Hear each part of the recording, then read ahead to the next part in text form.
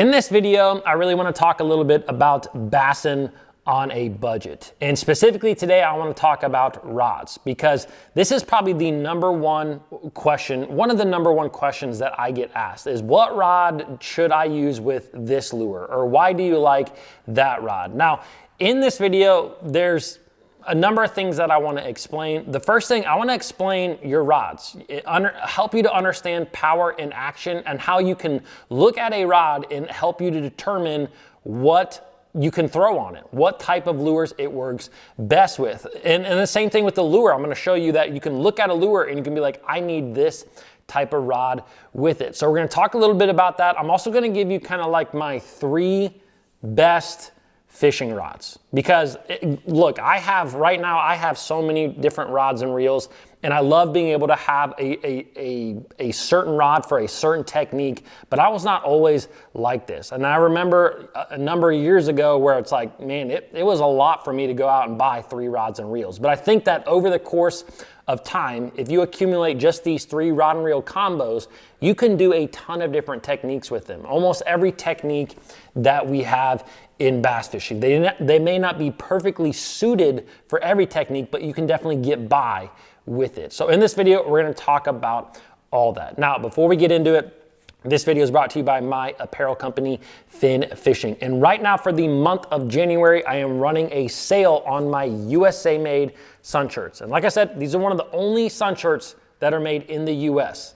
So that's something that I've been really excited about. And right now I'm doing a buy one, get one for 50% off sale. So that means that the second shirt is actually only $27. So all you gotta do, add the 2 sun shirts that you want to cart, and then use the coupon code BOGOCAST50 at checkout, and you can get 50% off that second one. Also, I'm going to be at the Columbus Fishing Expo February 7th, 8th, and 9th. I will have a booth set up there. If you guys are around the area, Columbus, Ohio, within a couple hours, come on down. I would love to meet you and talk about fishing. All right, let's get into BASSIN on a budget. And like I said, I'm going to talk about 3 specific rods here in a minute that I can use with a number of different techniques. Like if I could only have 3 rods the rest of my life, it would be these 3, because of how many different things you can do with them. But let's first talk about your rod, because this is a very important component, and I want you guys to fully understand your fishing rods. So the first thing that I want to talk about is the 2 main characteristics of a rod are a rod's power and the rod's action.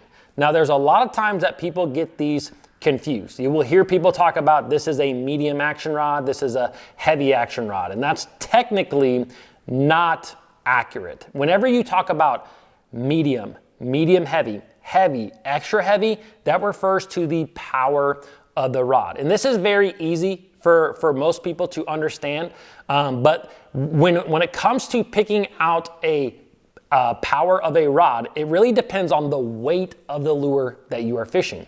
If you are using a very heavy lure, a bigger swim bait, even flipping like a big 1-ounce jig, those are the situations where you typically want a heavy power rod. Heavy lure, heavy rod. Now, for most of the lures that we fish, they really fall into kind of the medium to medium heavy range. That will really help you with a lot of different lures. Now, if you fish really teeny tiny baits, those are the situations where you might want a medium light or a light power rod. So really, whenever you go to pick out a rod, just think about the lures that you're going to throw on it. And if you kind of are like, hey, I only got 1 rod to use, I would probably go with a medium heavy. Like that's a good all around power of a rod that you can do a lot of different techniques with. But always remember, power and weight of your lure are kind of how I correlate those. Now the next thing is the action of a rod. Now, rod's action, what it really describes is where on that rod you're going to have the inflection point or the bend of that rod. For example, you have actions of rod that go from like a slow action all the way to an extra fast action. Now, an extra fast action means that really just the tip of that rod is bending. Now, where on that tip is kind of everywhere, because what I have found is that using a fast action or an extra fast action rod from one company is not always the same as an extra fast action from a different company. There's little differences, but for the most part, an extra fast action is going to be primarily backbone with a little bit of tip, kind of like I would call it like probably like an 85-15 bend, 85% backbone, 15% tip. Now, if you go to a fast action rod, you kind of take that inflection point down a little bit. Now you're gonna have a little bit more tip this time. So you might have an 80-20 rod, 80% backbone, 20% tip. Now, if you go down to a moderate action, you're gonna have a lot more of that rod that is going to bend. You're gonna have maybe 60 to 70% backbone and 30 to 40% tip. And then maybe when you go to a slow action rod, a true slow action rod, you're gonna have most of that rod that is bending. It is a very parabolic bend. Now, when it comes to bass fishing, there are two main actions that are pretty much 95% of the rods that I own. Like, it's either moderate or it is fast. Those are the two main ones that I use.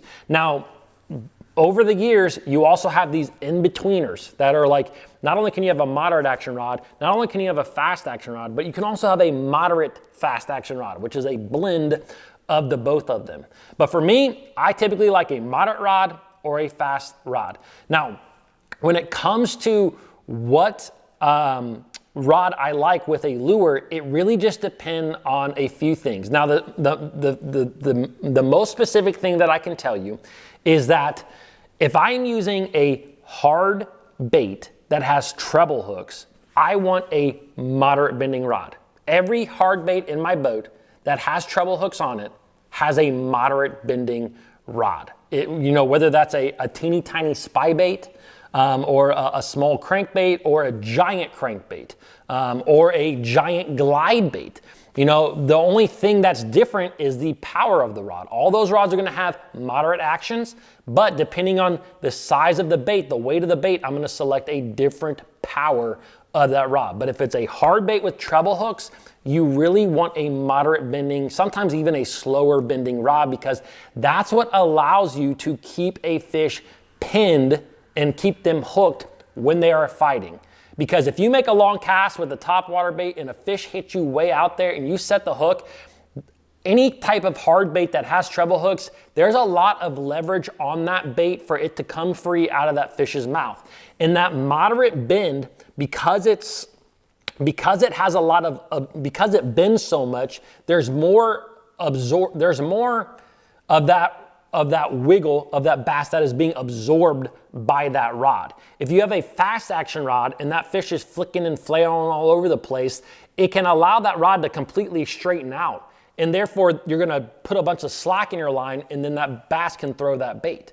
So anytime I have a treble hooked bait on a hard plastic bait, moderate bending rod is what I want. Now, on the opposite end, if I am using a single hooked lure, whether this is a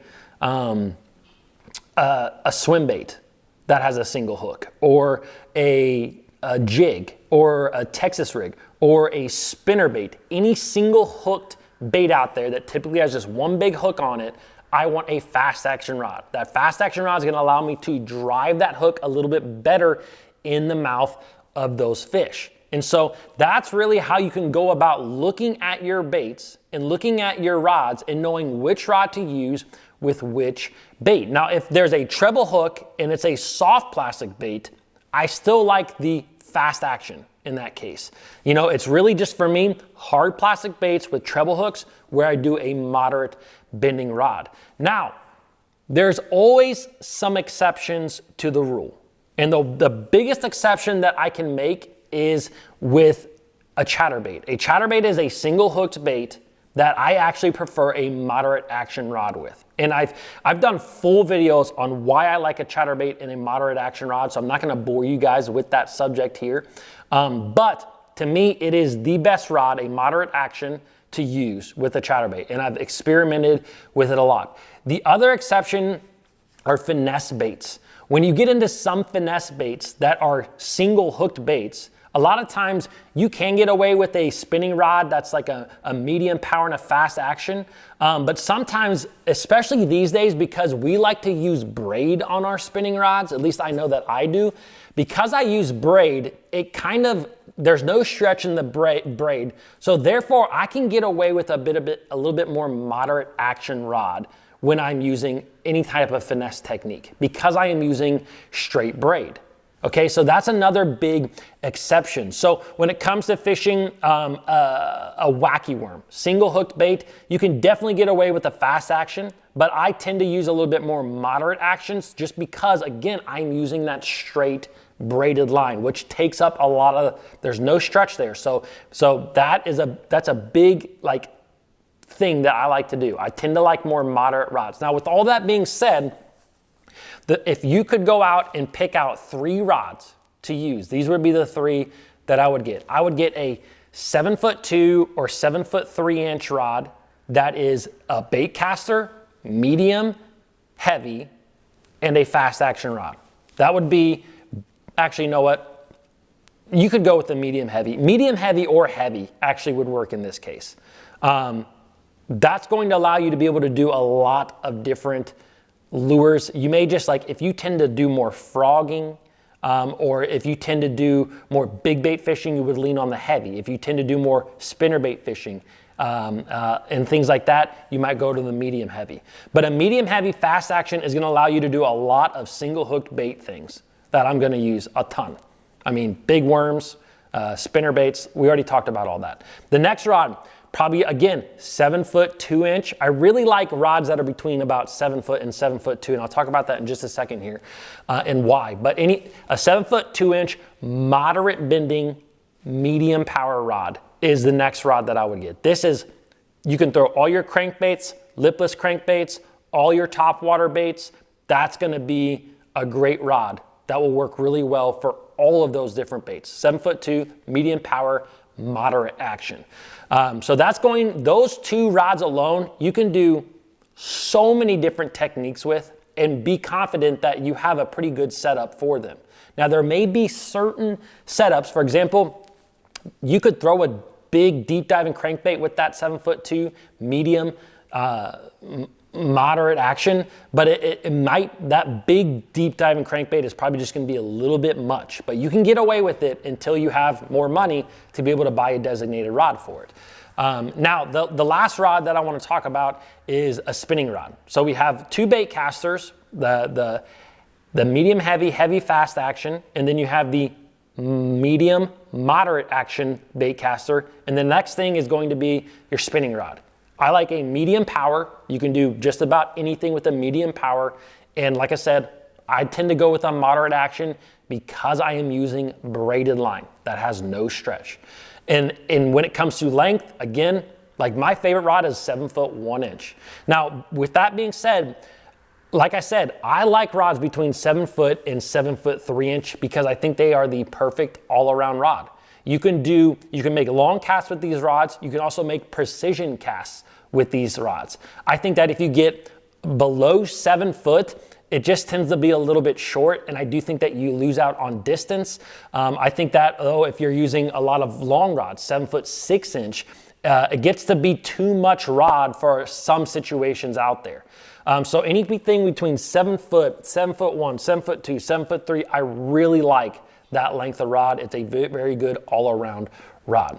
So anyways, I hope you understand your rod selections a lot better, and I hope that you can now use this information that if you can only pick up a couple of rods, these are the ones. All right, I hope you guys enjoyed this video, and I will see you guys in the next one.